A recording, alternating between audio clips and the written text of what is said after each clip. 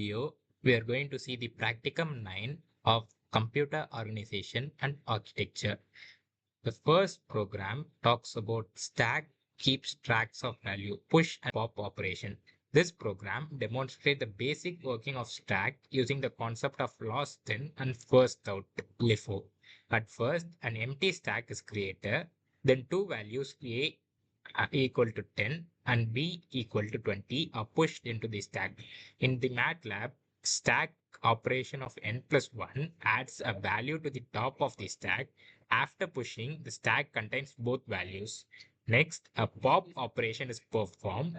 The program removes the last inserted value using stack of n. Since stack follows LIFO, the value 20 is removed first. This shows how a stack keeps track of values dynamically and also remove the most recent one.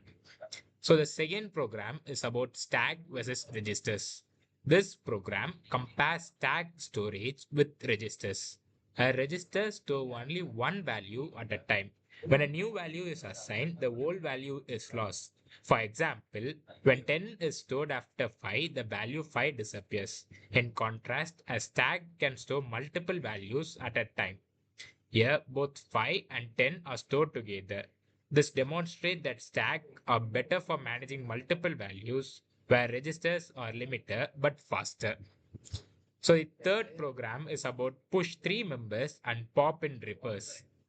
This program clearly demonstrates the LIFO behavior of a stack. Three values 10, 20, and 30 are pushed into the stack in a sequence. Then a loop removes element one by one using pop operator. Since stack follows LIFO, the last inserted value 30 is removed first, followed by 20 and then 10. This confirms the stack always removes the order of data in reverse.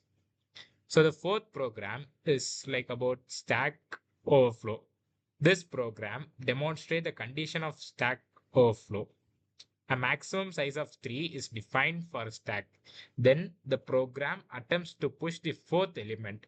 When the stack reaches its maximum capacity, any further push operation is prevented and an overflow message is displayed. This shows that stack has a limited memory and exceeding the limit causes overflow. So the fifth program is like why stack follows LIFO. This simple program explains why stack follows LIFO.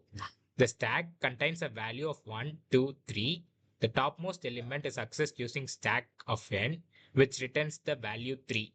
Since the most recent value is always at the top, it is first one removed.